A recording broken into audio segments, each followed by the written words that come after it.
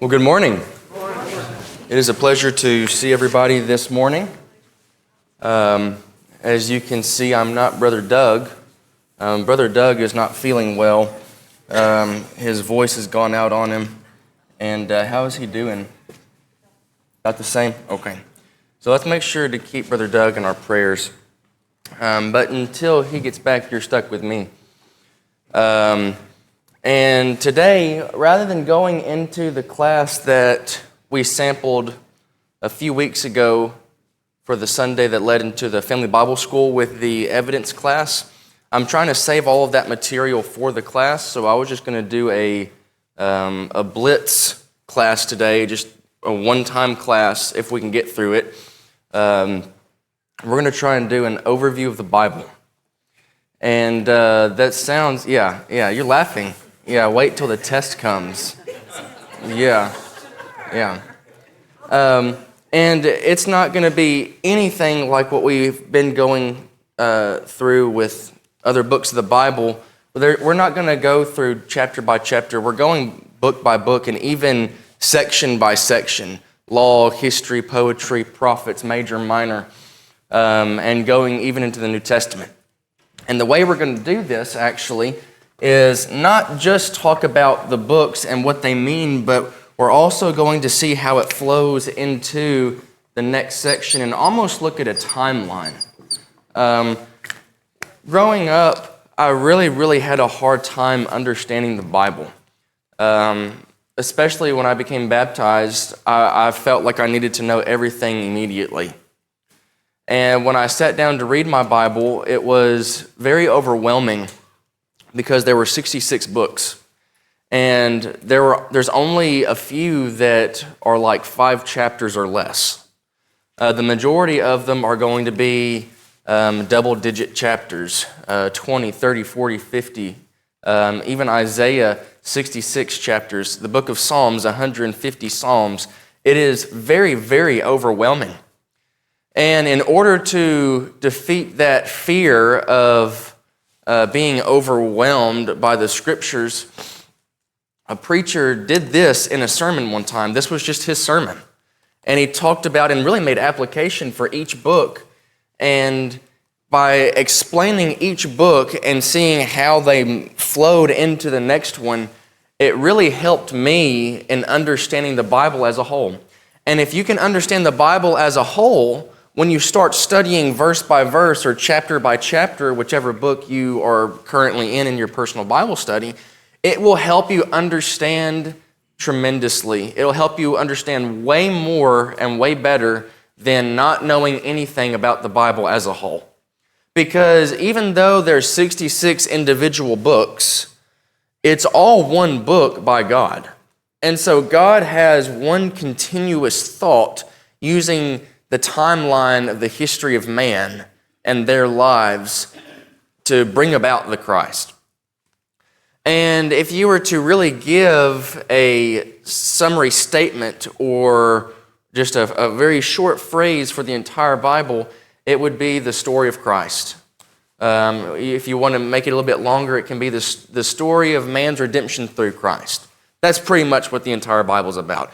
Every single book of the Bible has something to say about Christ, about God, or the church. Sometimes it says all three, sometimes it focuses on just one aspect, but typically it has all three of them in there. In the Old Testament, it doesn't say Christ explicitly, but it has prophecies concerning the church, concerning Jesus, the Messiah, what his nature is going to be. He's going to be king, he's going to be a shepherd, he's going to be gentle, he's going to be a servant. And then once you get into the New Testament, it's pointing back to Jesus the Christ. So it's almost like the Old Testament is pointing to the cross and the New Testament is pointing back to the cross. So what we're going to do is we're going to start in the book of Genesis. And in the book of Genesis, and where Genesis lies, you've got the first 5 books, which is the books of law. And in the book of Genesis, you have the promise of God. The promise of God. God makes a series of promises within the book of Genesis, specifically to Abraham and his seed line. And you actually see God making promises to Adam and Eve, making covenants, saying, if you don't do this, this is going to happen. If you do this, this is going to be the reward. He's making conditions and promises to even Adam and Eve at the very beginning. And throughout the entire book, because of mankind messing up in the book of Genesis, God is constantly reassuring mankind through Abraham and his seed line, I'm going to bring about a great nation through you, and through you all of the nations of the earth will be blessed. He makes a promise to Abraham. Through Isaac comes Jacob. He makes a promise to Jacob. He makes a promise to Jacob's children that they would become a great nation. And then we get into the book of Exodus. Exodus talks about the redemption of God. And not necessarily the redemption of God, but redemption by God. And actually what I want to do for you, I don't have time to do this with every single one. In fact, I don't have a key verse for every book of the Bible quite yet. I'm still going through the Bible myself, trying to outline it. The key verse for the book of Genesis could be Genesis chapter 3 and verse 15. Genesis chapter 3 and verse 15. And I will put enmity between you and the woman, and between your seed and her seed, and he shall bruise you on the head, and you shall bruise him on the heel. That is the very first promise, prophecy, and covenant. And I don't know if some people would even consider this a covenant. It's really just a prophecy. But God is saying, I promise that this is going to happen, and that this is going to be the redemption of mankind, which brings us into Exodus, the redemption of God. The key verse for Exodus, for the entire book, would be Exodus chapter 6, verses 6 and 8. Exodus chapter 6, verses 6 and 8. It says, Say therefore to the sons of Israel, I am the Lord, and I will bring you out from under the burdens of Egypt, or of the Egyptians, and I will deliver you for their bondage. I will also redeem you with an outstretched arm and with great judgments. Then I will take you for my people, and I will be your God, and you shall know that I am the Lord your God, who brought you out from under the burdens of the Egyptians. And I will bring you to the land which I swore to Abraham, to Isaac, to Jacob, and I will give it to you for a possession. I am the Lord. If you look in the immediate context, he is talking about the bondage of the Egyptians. It explicitly says that. But if you look at the prophetic context, you could actually see that what God is saying here to the Israelites in the immediate context actually applies to all of the world in a spiritual context. And what I mean by that is, if you look at the key components of this promise that God gives to Israel, he says, I'm going to bring you out, I'm going to bring you up out from bondage, I'm going to give you a promised land, and I will be your God, and we shall have a relationship together. But how does that apply to the Christian today? Well, God brings us out of the bondage of sin. Jesus says that. I'm not talking about the nations. Jesus would tell the Jews, well, we're not enslaved to anybody. We come from Abraham, is what their argument was, which is a dumb argument because they were enslaved by every nation under the sun. But Jesus says, I'm not talking about the nations of the world. I'm talking about the bondage of sin. And by bringing us up out of the bondage of sin and freeing us, he is our God, and we are his people. We now have a relationship with him if we choose to unshackle these bonds, that is. Then we get into the book of Leviticus. In Exodus, you have, it's broken down into two main sections. You've got the Exodus itself, and then you've got the law given to the Israelites. And the law given to the Israelites, which really starts in chapter 17 or chapter 18 of the book of Exodus, you have Moses being given the law. And this is really what the book of Leviticus is all about. The book of Leviticus is what Moses received in the book of Exodus. The book of Exodus is a very condensed and summarized version of the book of Leviticus, because he's up on the mountain, he receives the law, and the Israelites, he's up there for a long time. Surely he's dead because of the storm that's going on. So let's just go ahead and make a golden calf. Well, the reason he was up there for such a long time is because he was essentially going through the book of Leviticus with God, and God explaining all of these laws. In the book of Leviticus, you have the holiness of God. The holiness of God. And the key passage for this book is Leviticus 19 and verse 2. It says, "Speak to all the congregation of the sons of Israel and say to them, you shall be holy, for I, the Lord your God, am holy." Every single verse and commandment in the book of Leviticus is for the purpose of God's people being holy. The sacrificial requirements, the cleansings, the priesthood, the requirements for the people, the requirements for the priests, the requirements for Moses. Everything that is mentioned in there, even the sacrifices, you had to clean the sacrifices so that the inside and out, you would have to gut the animal, clean the entrails, the guts, and then offer that sacrifice. But everything had to be holy first. It had to be cleansed and sanctified. And then you've got the book of Numbers, the authority of God. The authority of God. Now, this is where you're probably going to get upset at me. I do not have a key verse for this one yet. I have outlined the book, and I'm still trying to find a good key verse. If you got a good key verse, share it with me. If I were to give a key verse just off the top of my head, however, I would probably go to, let's see, Numbers. Where's the context of Korah, Brother Bob? In the book of Numbers. Where? 16? See, this is why I have Haley write my sermons. She knows what she's talking about. Numbers 16 and 17, that whole context, if you look right in the middle, I believe it starts in, let's see, no, it's chapter 16. There you go. What does that say?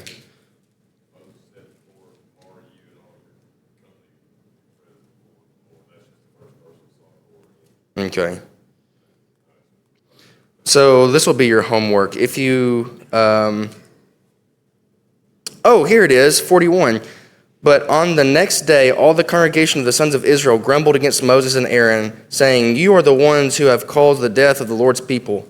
It came about, however, when the congregation had assembled against Moses and Aaron, that they turned toward their tent of meeting, and behold, a cloud covered it, and the glory of the Lord appeared." If you read that whole context, there's a specific verse within this context.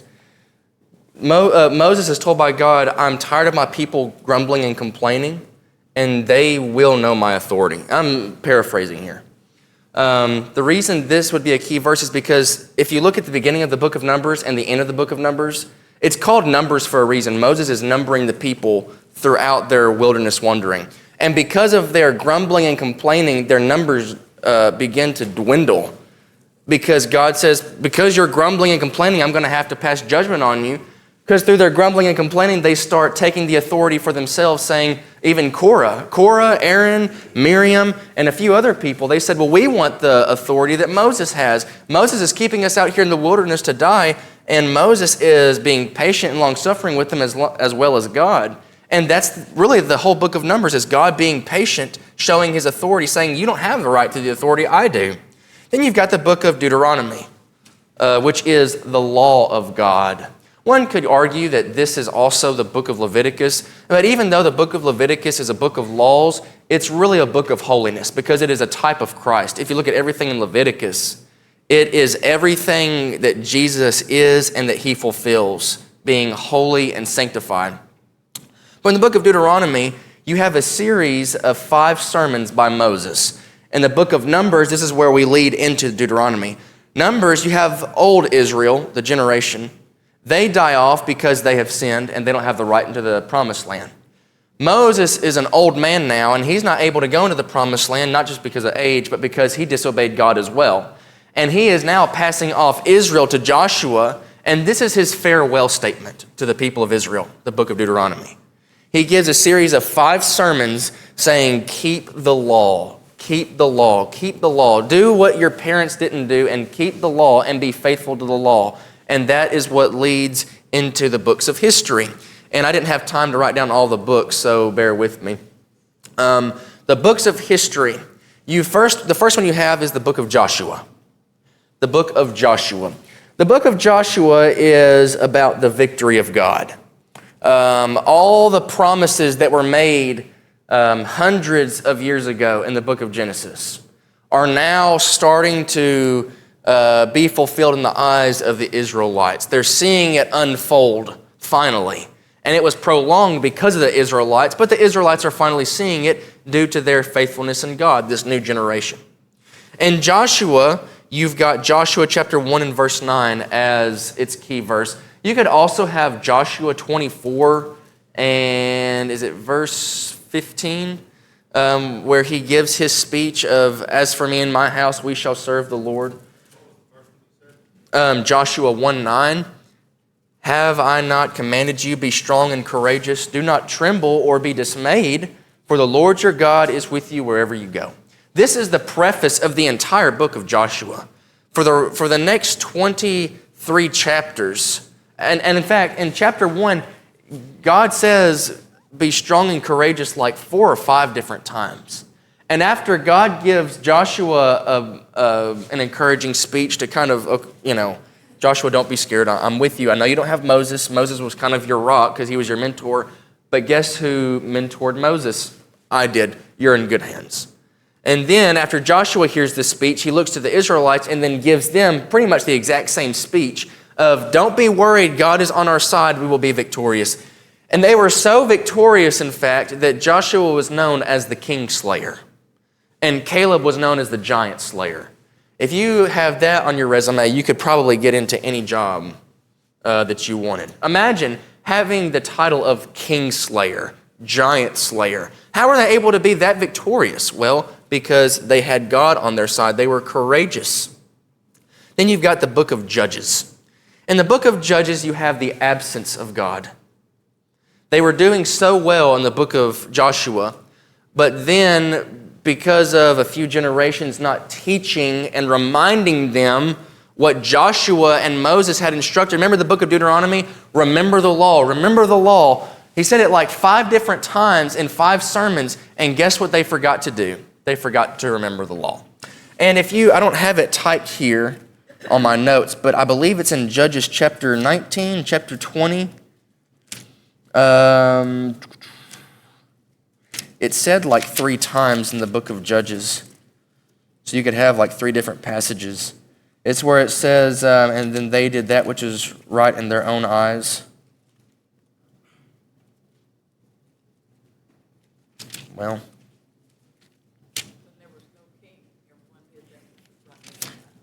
Yes, ma'am. Oh, chapter 18 and verse... Nope, not verse 1. If you find it, it should be either at the beginning or the end of chapter 18, 19 or 20, I believe. It's said like 3 times, so it's in those 3 chapters. That would be your key verse because it is a cycle in the book of Judges. They forget God. They don't have God in their lives because it is a time of peace. And because it's a time of peace, they get complacent and they say, we don't need God anymore. And God says, all right, if you don't need me, then I'll just let you be. Well, because they rejected God, nations came in and would capture them and put them into slavery. And then they would cry out to God saying, please help us. And God would hear his people. And then he would send a judge or a hero, a judge not in the sense of what we would know as a judge in the court of law, but a judge almost like a warrior or a fighter. Somebody to deliver the people of Israel who would judge the other nation. And then they would be faithful to God because God delivered them. But then again, the next generation rose who knew not God, and every man did that which was right in their own eyes because there was no king in Israel. And there was a king in Israel, they just rejected him. It was God. And so you have this absence of God in the book of Judges. And within this timeline, this is still happening in the book of Judges. You've got Ruth. Ruth is taking place during the period of the Judges. And in the book of Ruth, you have the kinsman redeemer provided by God.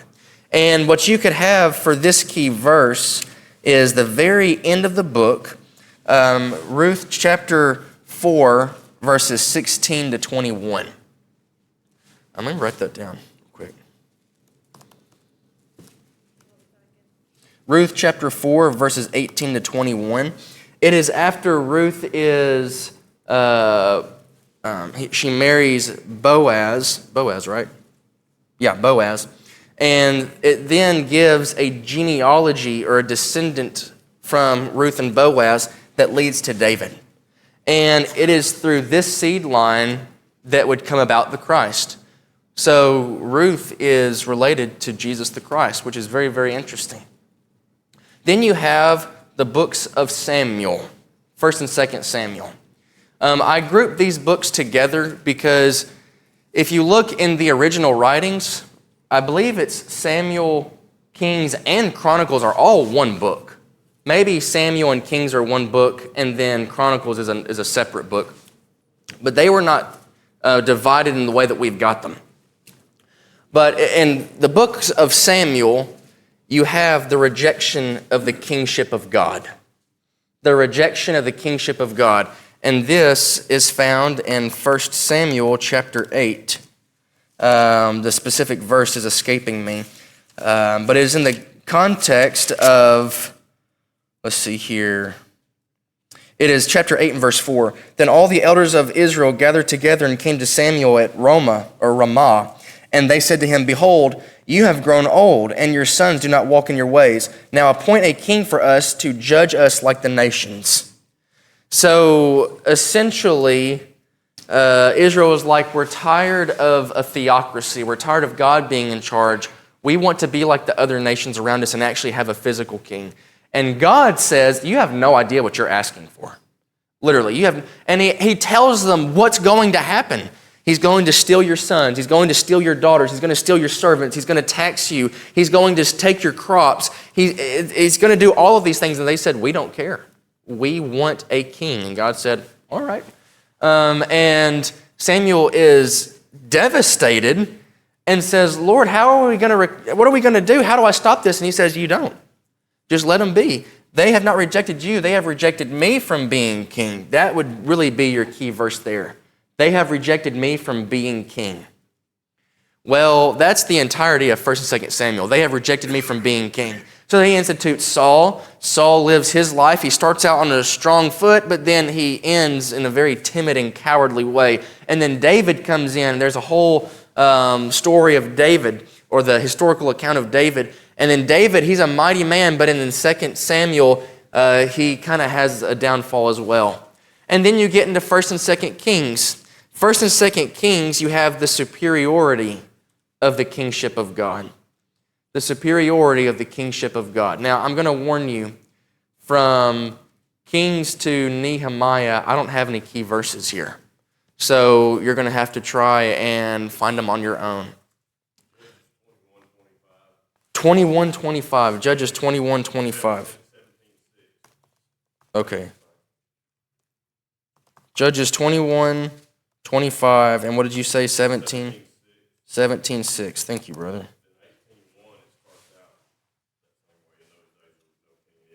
Okay, so that's what was throwing me off, because I saw that and I was like, I thought it was in 18. It's right before 18 verse 1. So if you're looking for the key passages in Judges, it's Judges 21:25 or 17:6. It's pretty much the same thing being said. But after the books of Samuel, you have really the product of what the Israelites craved. They wanted a king, and God said, well, you're going to get a king, and you're going to like it, whether you like it or not. You're going to have to deal with it. Well, the books of 1st and 2nd Kings is what God had warned them about. They had some pretty good kings up to this point. Saul was all right at the beginning, but then he turned out to be not so great of a king. David came in, and he was a great king, one of the best, if not the best. But even he was not perfect. Then you have Solomon. Solomon is really kind of the one that sets the stage here in 1 Kings. David is a very old man. He's dying, and his sons are fighting over the throne. And his wife, David's wife, says, you need to inaugurate Solomon before anybody steals the throne. And Solomon becomes king. He scares off his brothers who are wicked, and then starts a reign of peace. Well, this is a peaceful reign for all of Solomon's life and reign because of what he asked for. I need wisdom, not riches, money, or anything of that nature. I am leading a kingdom, and I need wisdom in order to lead these people that are yours. Please give me wisdom. So God gives them wisdom, as well as riches, as well as victory, and everything that comes with it. Well, because of Solomon's life, his son, specifically Rehoboam, he becomes king, and I believe, is influenced by the way of living of Solomon, even though Solomon writes the Proverbs, Ecclesiastes, all of these books to warn his children and future rulers, don't live like the way I lived. Well, Rehoboam said, I want to be a better king than my father. And then he went to the council of Solomon, which were the older men. Then he went to his high school buddies and said, what do you recommend? And the high school buddies said, you should be harder than your father. He was too soft as a king, and you need to tax them harder, you need to work them harder. And of course, Solomon's advisor said, you need to be like your father. He was a great man, he was a great king. Well, Rehoboam got a big head, too big for his crown. And so, you know what, I'm going to tax the people harsher, and I'm going to work them harder. And well, then there was a man by the name of Jeroboam who didn't like that very much. So Jeroboam rises up. There's a lot of Boams. Jeroboam, Rehoboam. And then they start fighting. Jeroboam and his group rebels, and you have what's called the divided kingdom period. You had a united kingdom up to this point, from Exodus all the way to Rehoboam. It was united. Whether they were tribes or an actual kingdom, they were all united as a people. But it was at this point that they became divided. And so that's what the entire books of Kings is about, is God's kingship is superior because he doesn't divide his people. The kings of men, all they want is power. They want money, and they'll do anything to get it. And the kingdoms are divided. And you're sprinkled in prophets that we have in the major and minor prophets section. Then you have the books of Chronicles, which is the remnant of God. If you read 1st and 2nd Kings back to back with 1st and 2nd Chronicles, you're probably going to say, didn't I just read this? It's almost identical. The only difference is 1st and 2nd Kings is written from the standpoint, I believe, of Israel, which is the northern kingdom. And then the books of Chronicles is written from the perspective of Judah, which is the southern kingdom. So they tell the same story, it's just they focus on different aspects of a certain timeline because it pertains to a specific people. So 1st and 2nd Kings starts with David and talks about the divided kingdom and how corrupt they are. But then Chronicles talks about the remnant of Judah. And even though the kingdom's divided, Christ is still going to come from this seed line specifically. Then you have the book of Ezra, the restoration of God. Nehemiah and Ezra are very, very similar in nature. Nehemiah, I'll give you this one, because Ezra and Nehemiah overlap. Ezra is the restoration of God. Nehemiah is the leadership of God. Every single verse and chapter in the book of Nehemiah is all about leadership. If you are wanting to be an elder, if you're already an elder, if you're wanting to be a deacon or you're already a deacon, if you want to be a preacher or you're already a preacher, or if you're just a fellow worker in the vineyard of God and you need leadership ability and advice, go to the book of Nehemiah. It is one of the greatest books on how to be a leader, how to deal with people, how to deal with those who betray you and betray God, how to approach anger, how to organize people from all walks of life, but yet they're of one mind and of one God. It is an amazing book. Ezra focuses more on the Ezra is a scribe and focuses more on the law aspect of this timeline.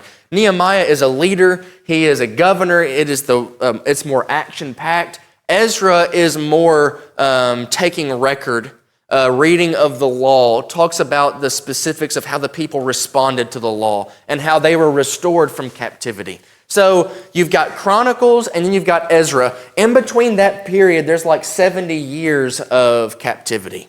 70 years of captivity. At the end of the book of Kings, you could probably do that one. That's a little bit better for the timeline if you're looking at it. From the end of Kings to the beginning of Ezra and Nehemiah, you've got 70 years of captivity about. And then you've got Esther, the providence of God. The providence of God. And this is actually taking place right before, I believe, Nehemiah. I believe it's through Esther that, because of the way things played out, Nehemiah and Ezra and Zerubbabel were actually able to go back. It's because of Esther and God working through her. And the key verse that I have for this one, I have Esther chapter 4 and verses 14 through 17, where it shows Esther's courage. But I believe that the passage escapes me where Mordecai is talking to Esther and says, maybe God has chosen you in such a time as this.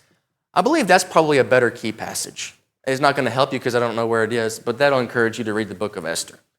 Where is it? It's been said that Nehemiah is the last Old Testament book, actually. You read all the others, and they all take place before. Yeah.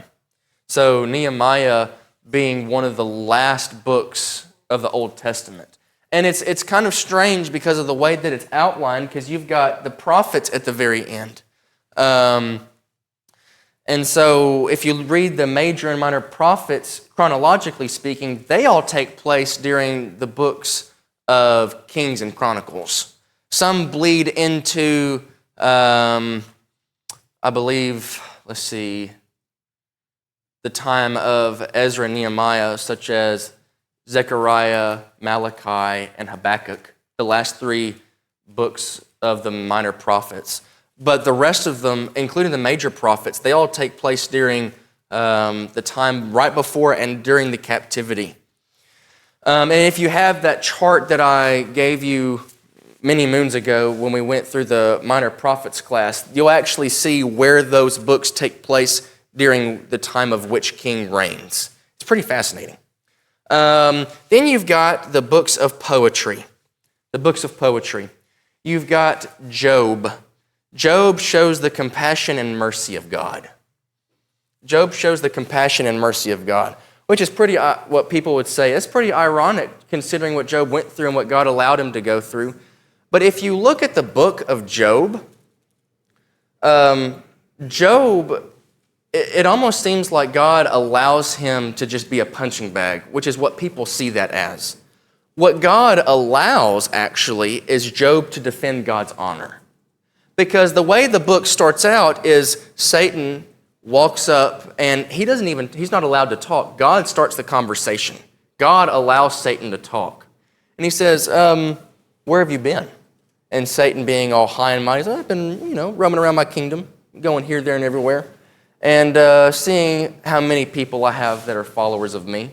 And God says, well, have you considered my servant Job?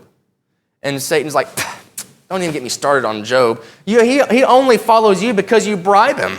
You've given him everything. Anybody would follow you if you bribed him. Well, what has Satan just done? He hasn't attacked Job. He's attacked God's honor by calling God someone who gives out bribes for followers. And God says, well, I'm going to allow Job, my servant, to defend me. And that is what the entire book of Job is about.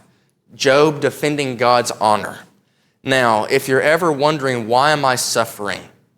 Perhaps, just maybe, you're being used to defend God's honor and how you respond to it. Yeah. Yeah. And then Satan, he's essentially shut up. Because after God defends, or God's honor is defended, what does Job receive at the very end? He received what he had plus more. Now, I'm not saying that if you suffer in this life, you'll receive a second house, a second car, a second bank account. That's not what I'm saying. What I am saying is, do what? So there you go. You will receive something better than a second house, a second car, a second bank account, and that is a home in heaven with God, the one that you defended. Then you've got the books of Psalms, the book of Psalms. And I feel like I've got an opportunity here. When you quote the book of Psalms, it is not Psalms chapter 1, Psalms chapter 2. It is Psalm 1. Because if you look in your songbooks, no one ever says, turn with me to Songs chapter 323. We're going to sing 3 verses of Songs chapter 233. Nobody ever says that. It's because that's not what the book of Psalms is. A book of Psalms is a songbook.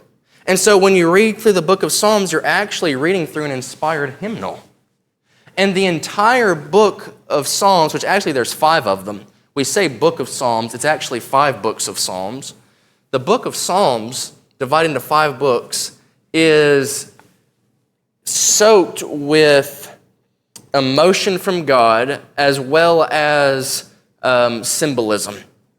And if you look at the book of Psalms, you've got different structures of Hebrew that Hebrew writers would use, such as chiasms, and there's like 2 or 3 other ones that are mentioned throughout the book of Psalms that you can see. And every single one of them point to an aspect of God. And if you notice through our Psalms sermon series, every single title we have is something about God. There's a reason for that. It's not just because Anthony wants to talk about God and he picked the book of Psalms. It's the book of Psalms talks about God, and that's what Anthony is preaching, is the book of Psalms that talks about God. And God has inspired these writers to talk about how God is not just He's not a wall. Everybody sees God as just this brick wall with zero emotion. Have you ever read the book of Psalms? We're made in the image of God. We're emotional people. Where do you think we got those emotions? Well, God is an emotional entity. He's an emotional spirit, but He has all of His emotions perfectly in control. Then you got the book of Ecclesiastes, which is the viewpoint of God. I don't think I skipped Proverbs. Let's go to Proverbs before we get to Ecclesiastes. Proverbs, the wisdom of God. The key verse that I have for this one is Proverbs chapter 1 and verse 7. It says, "The fear of the Lord is the beginning of knowledge, but fools despise wisdom and instruction." Solomon sets the stage for the remainder of the book of Proverbs, talking about there are 2 types of people. There are those who are wise, and then there are those who are foolish. And of course, you've got a few other categories of people: the simple, the young, the loose or strange woman. You've got different categories of people mentioned throughout the book of Proverbs, but really they could all be categorized into these 2 main groups: those who are fools and those who are wise. And by talking about Proverbs chapter 1 and verse 7, or really the first 7 verses, Proverbs chapter 1, verses 1 through 7 is a summary of the entire book of Proverbs. Then you've got Ecclesiastes. Ecclesiastes, the viewpoint of God. What is the main statement that Solomon makes throughout the book of Ecclesiastes? All is vanity, along with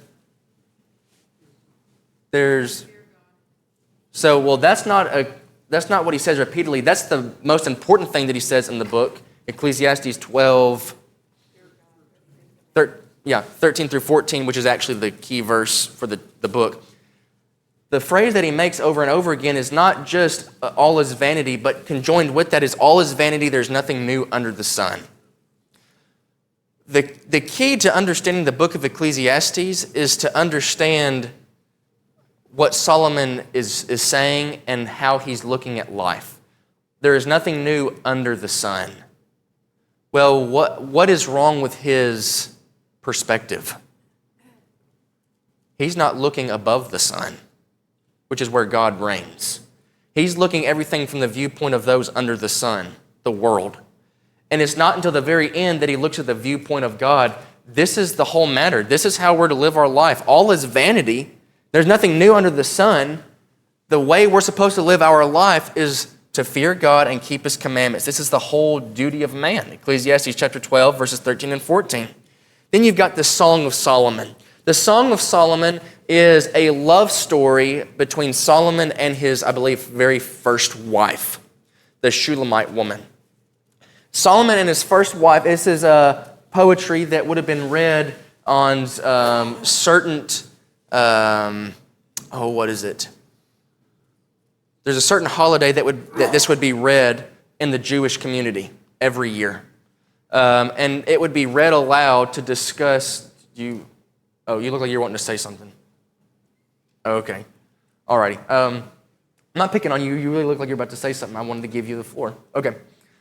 This book would be read aloud to the Jewish people, and it would talk about the love between Solomon and his wife. And it was a love story inspired by God, of course. And a lot of people will see this as an allegory of a picture of Christ in the church. I don't believe that's the case. I believe that this is an actual story between Solomon and his wife that shows what a godly marriage should be like. And then you have, leading into the books of major and minor prophets, which we really don't have time to go through all of these. And I figured this was going to happen. I was just hoping that I'd be able to get through all of the books of the Bible in 1 hour. It's just not going to happen. Anyway, we can at least try and get through, the Old Testament. So you've got the books of major prophets: Isaiah, Jeremiah, Ezekiel, and Daniel. And then you've got Lamentations mixed in there, which could also really be considered poetry. That's poetry. But it's written by Jeremiah. Isaiah talks about the judgment and hope of God. The first 39 chapters is Isaiah saying, and you're condemned, and you're condemned, and you're condemned. And oh, don't forget, I know there's a small nation back there, but you're also condemned as well. And then from 40 to 66 is, but don't worry, everybody that's going to be condemned has hope. And he talks about prophecies concerning Jesus the Christ. Then you have the book of Jeremiah, which is the sorrow of God. The sorrow of God. Jeremiah weeps. He's actually known as the weeping prophet. He weeps over his people as well as God. God is weeping over his people because of the wickedness that is running rampant within God's people. Then you have Ezekiel, the presence of God. The presence of God. The key verse for this one can be found in Ezekiel chapter 1, where he says that I am removing my presence from my people or from the temple. The whole point of the book of Ezekiel is talking about God's presence no longer amongst his people. And really, it never comes back until Jesus comes back. Really. God is there, but his presence is no longer hovering over the temple. And it's interesting because what is God's, how does he come incarnate hovering over the people of God? What is he typically described as from the book of Exodus all the way up to this point? In the form of a cloud and fire. You see this imagery of God coming back with fire in Acts chapter 2, hovering over his people again when the church is established. Very, very interesting. Then you have the book of Daniel, the sovereignty of God. It talks about how even though there's other kings, God is more sovereign, and he is actually the one true king. You've got Lamentations, the weeping of God. It is just a sad song. That's all that it is. It is an inspired, depressing song, and right in the middle of this book is a glimmer of hope. And then you've got the minor prophets. I've got a key verse for every single one of these and a title, and we're not going to be able to get to any of them. All right. This is what we'll do. When we start next quarter, I'll finish this up because I really want you to have this. And then we'll get into our archaeology class because the first class we sort of already did, so we can use the first class of that quarter to finish this up. Any questions or comments about what we've discussed? Ma'am? God is.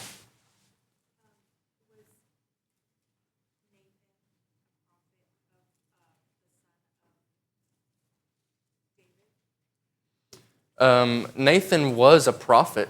I don't know if he was a son of David.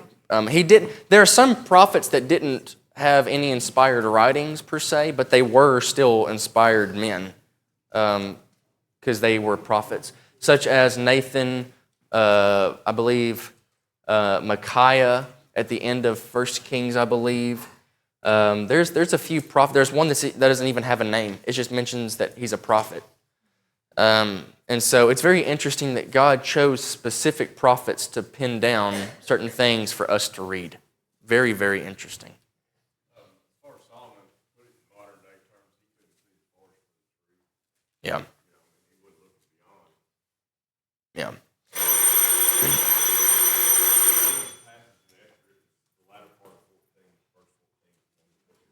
And which one is this? What is this one for? Okay, Esther 4:14, where Mordecai is talking. Esther 4:14. I'm going to put that in my notes real quick.